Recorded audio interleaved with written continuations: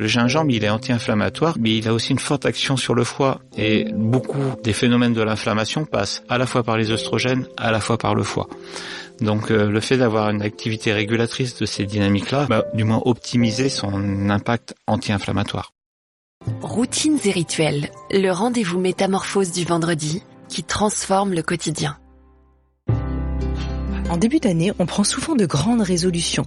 Mieux manger et reprendre soin de soi. Mais on sait aussi à quel point il est difficile de s'y tenir. Avec notre partenaire Quintessence, tout devient plus simple. Quintessence est une marque française qui crée des solutions nutritionnelles sur mesure alliant efficacité, naturalité et un vrai plaisir gourmand. J'aime particulièrement aussi leurs bouillons qui soutiennent différents chapitres de votre vie. Le bouillon collagène, le plus concentré du marché, il nourrit la peau et la vitalité de l'intérieur. Le bouillon microbiote, qui est 100% végétal, avec miso, gingembre, shiitake, qui accompagne la digestion et l'immunité. Et le bouillon ménopause, qui aide à traverser en douceur une étape bouleversante du corps féminin. Cette approche de la santé, pragmatique et bienveillante, résonne tellement avec notre univers que Quintessence accompagne désormais notre série Ma santé au naturel avec le docteur Jean-Christophe Charrier. Alors je vous invite à découvrir leur gamme sur shop.quintessence-bio.com. Je vous appelle Quintessence, Quintessens, et à installer ces petits rituels qui font du bien. On croit connaître le gingembre, mais cette racine familière cache des pouvoirs bien plus vastes qu'on ne l'imagine. Avec le docteur Jean-Christophe Charrier, explorons tout ce qu'elle peut nous offrir, que ce soit l'énergie, la digestion, la vitalité. C'est aussi une plante adaptogène qu'il est bon parfois d'emmener avec nous en voyage. Je suis ravie de retrouver pour cette troisième émission le docteur Jean-Christophe Charrier. Bonjour. Bonjour Anne, bonjour à vous tous. Bonjour à toutes et à tous, comment ça va aujourd'hui ? Ah, ça va. Un petit coup de gingembre, là? Ouais, j'ai pris mon petit gingembre ce matin et ça m'a donné le tonus dont j'avais besoin pour terminer ma semaine. Eh ben voilà, on se disait tous les deux on adorait ça, que c'était quand même aussi parfois une gourmandise, attention que ce soit pas trop sucré. Tout le problème. C'est tout le problème. Le petit gingembre confit qu'on peut s'offrir de temps en temps, mais Exactement. Bien sûr avec raison. On se disait que, je crois que c'est chez Léa Nature, mais certainement d'autres marques, hein, on fait pas spécialement de pub, mais qu'on trouvait ce gingembre confit qu'on peut prendre un peu en dessert comme ça. Oui, ou en petite pause quand on est étudiant et qu'on révise, c'est souvent plus intéressant que le raisin sec à mon avis. Oui. Ah oui, moins sucré aussi. Vous, c'est une plante que vous prescrivez pas mal, que vous aimez bien? Oui, j'aime bien parce que c'est une plante qu'on dit adaptogène. Donc c'est une plante qui aide l'organisme à s'adapter. Et vous savez qu'en endobiogénie, enfin vous savez pour nos auditeurs qui nous écoutent depuis un petit moment, mais pour les nouveaux vous savez pas, mais qu'en endobiogénie on travaille sur la notion d'équilibre de l'organisme. Tout cet équilibre qui crée ce qu'on appelle l'homéostasie, dont un des premiers chercheurs a été Claude Bernard quand même. Et cette homéostasie, c'est ce qui nous a permis de mettre des normes, par exemple, sur notre prise de sang. Ben ça, c'est notre état d'équilibre. Et si on est en état de bonne santé, on est dans cette tranche d'équilibre et on avance. Voilà. Sauf que la vie, elle est pas toujours sympa. Puis elle vient de nous créer des chocs. Le premier choc, c'est le réveil matin. Oui, pour moi, voilà. Qui dit donc. Après, il y a des chocs malheureusement qui sont plus dramatiques.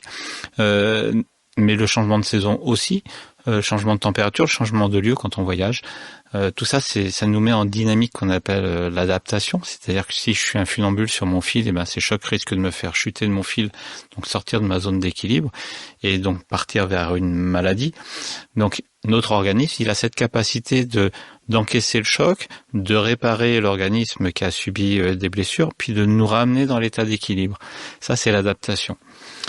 Alors parfois, le choc a été trop violent ou notre organisme trop faible et on a pu réparer les choses parce qu'on est toujours vivant, mais on n'a pas pu revenir dans notre état d'équilibre, on devient dans un état d'équilibre particulier, ça c'est l'adaptabilité. D'accord. Et l'adaptabilité, de proche en proche, elle va nous amener vers des maladies chroniques dégénératives. Que ce soit l'Alzheimer, que ce soit le cancer, que ce soit ces maladies-là, c'est des pathologies de l'adaptation. En premier lieu, du moins à l'origine de l'origine, on peut dire. Du moins, c'est les dynamiques qui nous ont fragilisés. Et donc, les plantes adaptogènes, elles sont intéressantes parce qu'elles nous renforcent et elles nous aident à nous remettre dans notre dynamique d'adaptation et pas d'adaptabilité, de revenir au plus près de notre état d'équilibre après une agression. Donc ça, c'est intéressant parce que, alors le gingembre, où est-ce qu'on le trouve? Parce que il pousse pas forcément facilement chez nous à l'origine, même si j'imagine qu'on peut en faire pousser. Ouais, moi je le trouve à l'épicerie bio du quartier. Je ne pousse pas l'épicerie bio, qu'est-ce que vous dites? Non, mais ce que je veux dire, c'est que parfois on entend dire que les plantes qui nous conviennent sont les plantes qui nous entourent. Tout à fait. Tout à fait, sauf que... Ce qui n'est pas le cas, par exemple, du curcuma dont on a parlé dans l'épisode 1. Et de la plupart des épices, parce qu'on a été chercher les épices. Faut savoir qu'une époque, on n'avait pas de frigo, on n'avait pas de congélateur, et on s'est fait des guerres pour des épices. Oui. La légende, alors j'ai lu ça, c'est... dommage, je viens de perdre son nom, mais j'adore ce qu'il écrit. Un grand maître des plantes que nous avons perdu il y a quelques années maintenant. Ça va me revenir, désolé, mais qui racontait un peu l'histoire des épices et qui nous disait que par exemple la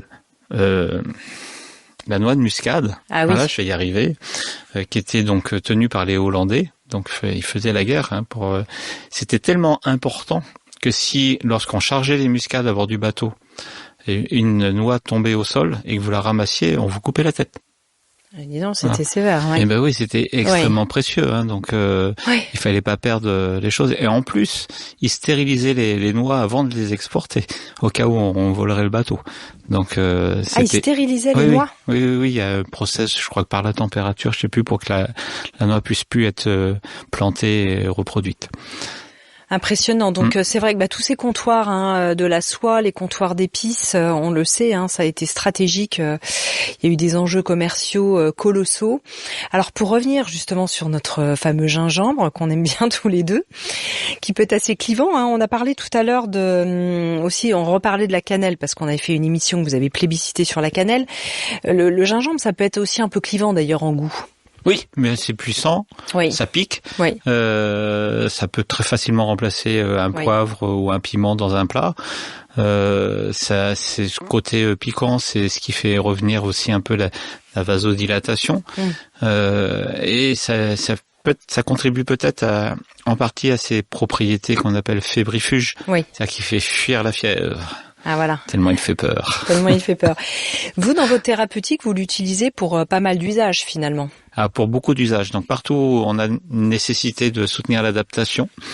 Donc dans les voyages, moi j'ai toujours du gingembre avec moi quand je suis en voyage. Ça c'est le bon réflexe. Voilà, j'ai de l'argile et du gingembre. Voilà, alors. J'ai des petits comprimés de gingembre.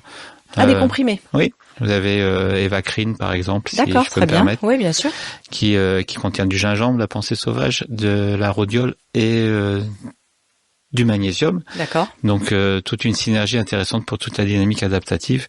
Et quand je fais mes voyages au Mexique, ça me permet de supporter le jet lag parce que je vais pas là-bas pour me reposer parce que j'arrive à peine qu'ils me mettent au boulot. Donc avec le décalage horaire, le troisième jour est souvent très difficile. Et là, c'est très très utile par exemple dans cette adaptation-là. D'accord. En plus, on est à plus de 2000 mètres quand on arrive là-bas. C'est pas notre habitude là où on vit dans nos pays. Parce que ces plantes dites adaptogènes, adaptatives, c'est ça, on peut utiliser les deux mots. Ça veut dire que ça va vraiment soutenir l'organisme. De quelle manière pour qu'elle puisse s'adapter plus facilement? C'est quand même fascinant ça. Alors elles agissent pas tous de la même façon. Ce qui est intéressant, c'est qu'on a 4 axes endocriniens qui gèrent nos hormones, 4 axes de fonctionnement, et ces axes sont en communication entre eux. Mais le gingembre, il travaille sur les 4 axes et il va tonifier les 4 axes. C'est en ça qu'il est très très intéressant. Donc il va gérer les 2 axes de l'adaptation principale, qui sont celui qui gère les glandes surrénales et puis celui qui gère la thyroïde. Les glandes surrénales, c'est l'adaptation immédiate, parce qu'elle fabrique l'adrénaline, donc c'est tout de suite maintenant. C'est le sursaut qu'on peut avoir. La fuite, quoi. La fuite. Et la thyroïde, c'est l'adaptation dans le temps. C'est la chaudière un peu de l'organisme qui permet de maintenir la bonne température, et d'où l'impact qu'on peut avoir sur la fièvre, entre autres.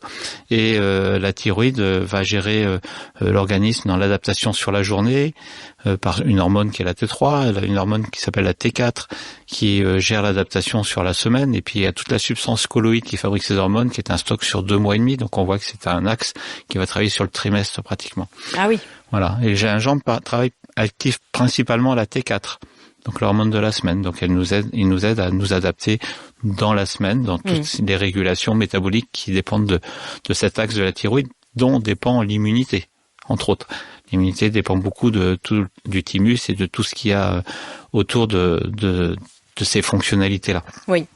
C'est quand j'ai tendance à simplifier un axe en parlant d'une glande, en fait, dans ma tête, il y a toutes les glandes qui vont autour. Ouais, bien et sûr, qui font partie de la même c'est tout dynamique. un orchestre. Ça veut dire aussi les amygdales, l'appendice, toutes les petites plaques de réactivité qu'on a le long du tractus digestif. Tout ça, c'est très important. Quand vous changez de pays et que vous allez très très loin, vous avez une autre alimentation. Et il faut aussi que votre tube digestif s'adapte à tout ça. Donc le gingembre est très très bien pour cette adaptation. Donc là, on peut prendre ce complément dont vous avez parlé, Evacrine, voilà, par exemple.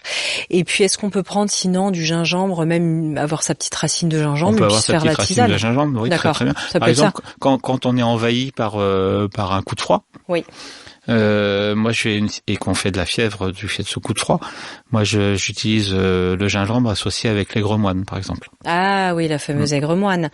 On en a parlé dans un épisode sur l'immunité, les pathologies d'hiver, etc. Donc l'aigre moine, moi, que j'utilise beaucoup grâce à vous. Hein. Voilà, oui, qui est une plante qui est un peu méconnue, mais qui pousse sur nos talus, hein, et qui, à mon avis, est une des plantes les plus antivirales qu'on a en Europe. Associé au gingembre, on a une très très bonne synergie parce que l'aigre moine a des propriétés un peu plus marquées sur l'axe somatotrope en s'occupant du pancréas beaucoup. Et le gingembre, il va avoir toute une complémentarité sur cette dynamique-là, plus sur les autres axes. Donc, par son action sur la surrénale, parce que c'est une plante qui renforce la surrénale. Donc, l'immédiateté des choses, tout ce qui est inflammation, tout ce qui est régulation cardiaque aussi avec l'aldostérone. Et puis, c'est une plante aussi qui régule l'axe génital, qui n'est pas là que pour gérer la sexualité, parce qu'on pense toujours à ça, mais faut toujours faire attention aux noms qu'on donne aux hormones qu'on découvre. On les a contextualisés dans le moment de la découverte, mais on a figé un peu par ces découvertes l'action de ces hormones. Or, en fait, les hormones génitales, ce qu'il faut bien comprendre, c'est qu'elles rentrent en maturité. Enfin, l'axe génital rentre en maturité avec la puberté, et que de notre conception jusqu'à l'âge adulte, en fait, on est en train de construire un immeuble, et que au moment de la puberté, on est en train d'installer progressivement l'équipe qui va s'occuper de l'entretien de cet immeuble. Oui, qui se termine vers 24-25 ans, voilà, d'ailleurs. Tout à fait. Et donc, ces hormones dites génitales sont avant tout des hormones d'anabolisme, donc de reconstruction et de restauration, et accessoirement de restauration de l'espèce, mais principalement de restauration de notre organisme pour qu'on puisse vivre le plus longtemps possible. Alors, ce qui est intéressant, donc on peut faire une tisane aigre moine, gingembre et puis cannelle peut-être là en ce mois de janvier. On peut y mettre les trois, bien sûr. Oui. Ça sera bienvenu. La cannelle en plus viendra adoucir un peu la tisane. Donner un petit côté gourmand. Voilà. Citron peut-être aussi en plus. On peut rajouter le citron. On va vers le grog. On peut faire plein de choses. Oui. Là, le gingembre, moi j'utilise en plante fraîche, vu que maintenant on peut trouver facilement du gingembre. Il y a 25 ans, c'était pas forcément si évident que ça, mais maintenant tout puisqu'elle pousse dans votre épicerie bio. Voilà. Je plaisante. Mais même à la grande surface du coin, maintenant on trouve du frais, et maintenant on a du bio aussi en grande surface, donc on peut le trouver. Et il suffit de couper 1 centimètre de racine à peu près, de le couper en petits carrés, puis de le mélanger avec la tisane sèche qu'on a, et de laisser infuser tout ça. D'accord, on laisse quoi, 10-15 minutes? Au moins 12 minutes. Au moins 12 minutes, vous dites toujours. On met un petit timer, un petit chrono. Oui, pas assez. On a les parfums, mais on n'a pas forcément les principes thérapeutiques. Trop, on va perdre un peu les huiles essentielles qui sont présentes dans la plante, et puis on va surtout avoir beaucoup de tanins qui vont rendre la tisane moins agréable à boire. Oui.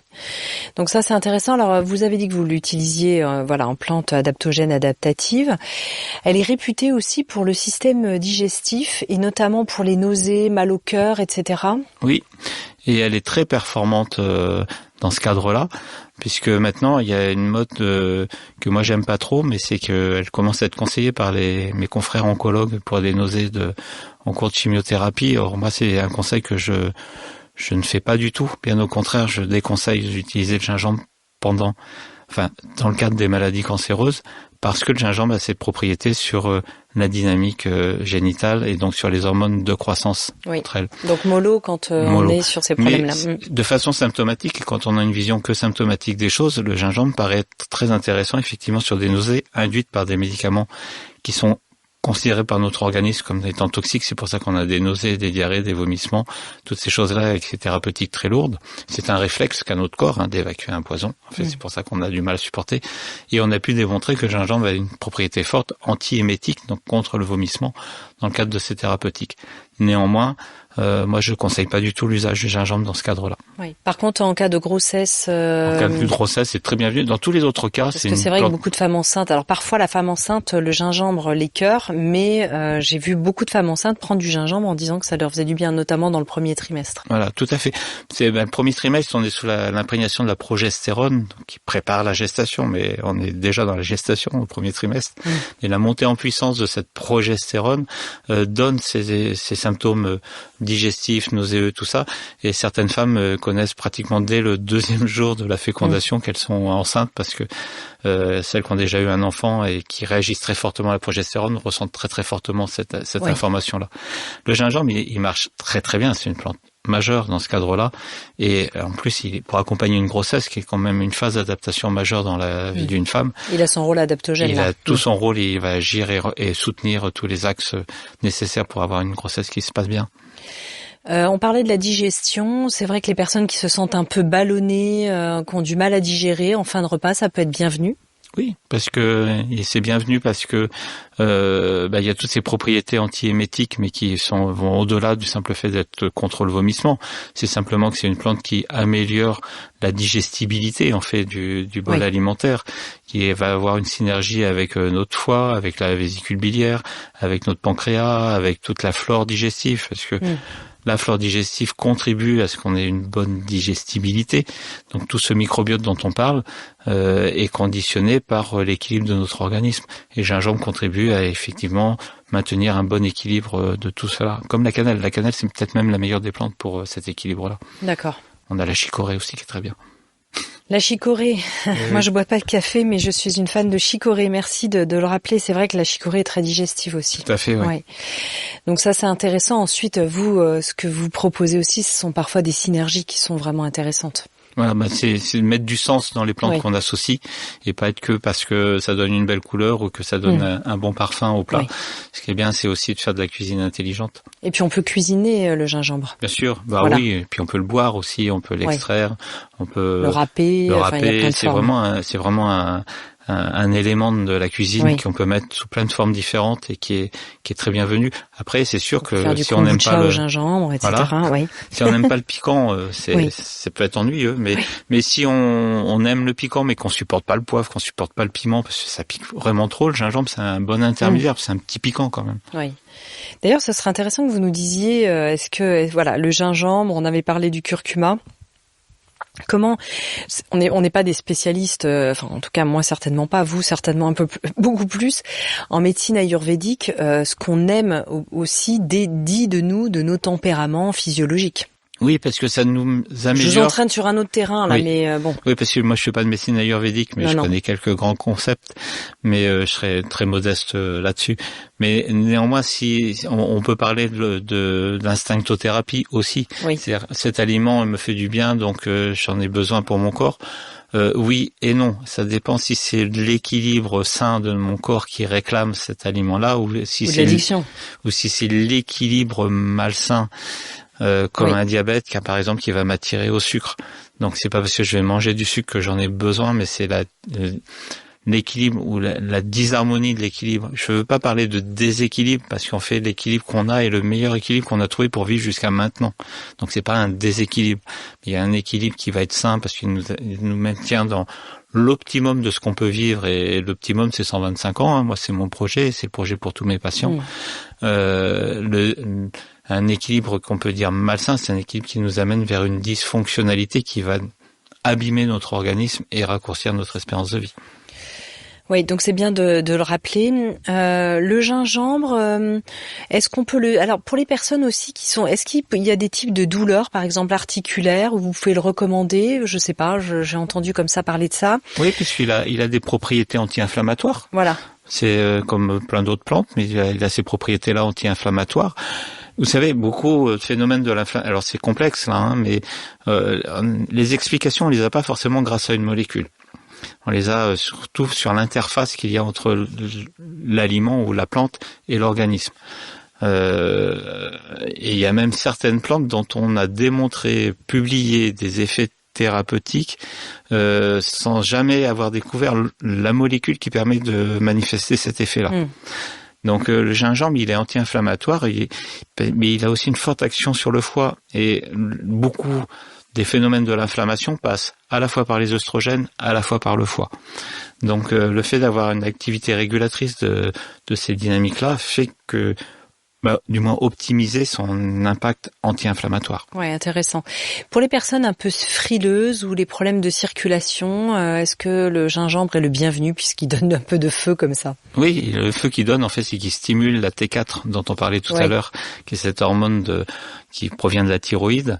Et la thyroïde, faut la considérer un peu comme la chaudière de l'organisme. Hein. Donc elle est là pour gérer notre température, elle est là pour cataboliser, donc pour détruire l'existant, afin de favoriser l'anabolisme. Donc elle va détruire en fonction des besoins de la construction, elle va détruire l'existant pour le remodeler grâce à l'activité des gonades et des glandes de la croissance pour remodeler l'organisme, pour se restructurer. Vous savez que votre peau, elle a que 3 semaines, la peau. Hein. Oui. Et j'ai entendu ça, effectivement, c'est fascinant quand même. On a estimé que la cellule la plus vieille de notre corps, elle devait avoir à peu près 7 ans. Donc en fait, on fait tout le temps notre mue. Voilà, on a une permanence dans de l'impermanence. Je pense qu'on va lancer le sujet de philo du bac de cette année. C'est ça, c'est la métamorphose. Hein. Et voilà, complètement, on est en plein dedans. Ouais, on est en plein dedans. Alors peut-être des petites contre-indications, on en a parlé tout à l'heure, des précautions d'usage que vous avez envie à nouveau de passer en revue où on a tout dit. Non, il y a un petit effet qu'il faut connaître, c'est que ça peut augmenter l'effet des médicaments anticoagulants. Oui. Donc les personnes qui ont des médicaments anticoagulants, je parle des anciennes générations des anticoagulants parce qu'il y a des nouvelles générations maintenant de médicaments. Voilà, je n'ai pas forcément de recul là-dessus, qui fonctionnent selon des effets enfin un peu différents. Mais tout ce qui était anti-vitamine K, tous ces médicaments-là, on peut avoir une interférence avec ces thérapeutiques-là, effectivement. D'accord, donc on fait un peu attention. Alors la libido, le gingembre, mythe ou réalité? C'est un peu comme le champagne ou les huîtres. Vous qui connaissez si bien les huîtres.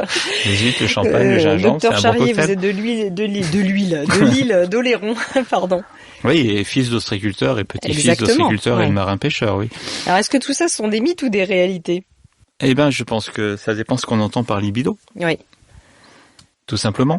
Non, le gingembre, alors, il est intéressant parce que chez les garçons, le gingembre, au niveau du testicule, il va favoriser. Vous savez que on parle d'hormones génitales masculines et féminines. On a tort, et moi le premier, je le dis parce que tout le monde comprend ce qu'on dit quand on parle de masculine ou féminine. Vous avez raison. Vous avez raison parce qu'on sait que chez les femmes, il y a la testo, etc. Donc en fait, on a des hormones œstrogènes qu'on attribue au féminin et des hormones androgènes qu'on attribue au masculin. En fait, qu'on soit garçon ou fille ou garçon, on a deux types d'hormones. On a la progestérone qui est aussi l'hormone carrefour entre ces deux-là. Carrefour plutôt aiguillage vers ces deux dans la chaîne de fabrication moléculaire. Dans l'orientation de ces hormones-là qui proviennent tous du cholestérol quand même, faut pas l'oublier. Ah oui. Et oui, si je vous prive de cholestérol, je vais avoir une interaction sur votre fonctionnalité génitale. Donc ces hormones sont les mêmes, sauf que on a des récepteurs cellulaires qui sont différents, qui nous ont sexualisés comme filles ou comme garçons. Oui, on parle de récepteurs, c'est ça qui est récepteurs. Et c'est les récepteurs qui font la différence. Bref, nos gonades, qui s'appellent testicules chez les garçons ou ovaires chez les femmes, et quand on veut parler des deux, on parle de gonades, c'est vrai que je l'ai dit parfois sans forcément l'expliquer. Oui, vous l'avez dit tout à l'heure. Voilà, donc nos gonades, eh bien, elles vont fonctionner différemment en fonction de notre sexe, bien évidemment, puisqu'elles conditionnent le sexe qu'on représente. Le testicule, avec le gingembre, eh bien, il va orienter ses voies métaboliques pour faire plus de testostérone, donc donner la puissance du masculin, on va dire. Le gingembre sur les ovaires, eh ben, il va faire l'inverse. Il va plutôt stimuler l'ovaire pour faire plus d'œstrogène. Donc, en ce sens, c'est une plante qui peut avoir une action sur la libido parce qu'elle va optimiser notre génétique quelque part. Oui, mais sur la libido, même au sens large, c'est-à-dire la stimulation de la vie et de la libido, presque au sens jungien du terme, c'est-à-dire l'énergie vitale. Voilà, l'énergie vitale, c'est-à-dire celle qui nous permet certes de procréer, mais qui nous permet aussi d'avoir l'envie d'entreprendre, l'envie de faire des choses, le désir de vivre, l'énergie de commencer sa journée aussi. Oui.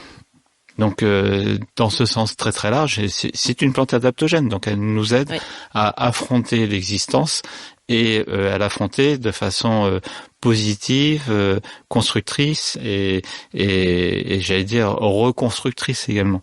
Donc en ce sens, si on essaie d'en tirer une conclusion là-dessus, en période d'andropause pour les hommes ou de ménopause pour les femmes, elle peut être aussi intéressante. Tout à fait, sachant que l'andropause commence vers 28 ans chez les garçons, avec 1% de testostérone en moins tous les ans, donc il y a une baisse énergétique et le gingembre peut nous accompagner, nous garçons, à vivre ça.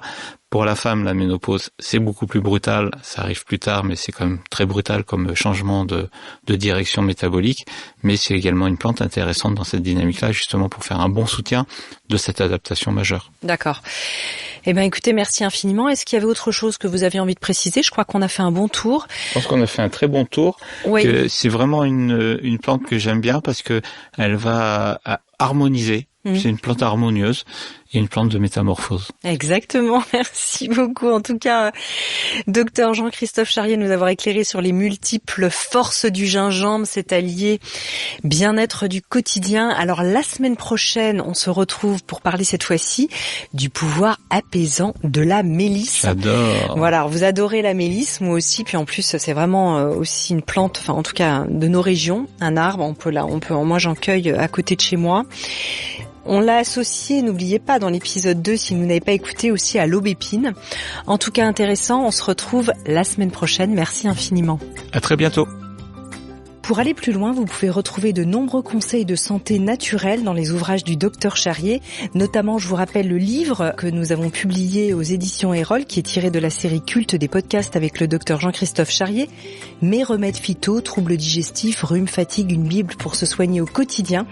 Grâce aux remèdes naturels, et allez également sur le site de l'IEMPI que dirige le docteur Jean-Christophe Charrier. À bientôt. Métamorphose, le podcast qui éveille la conscience.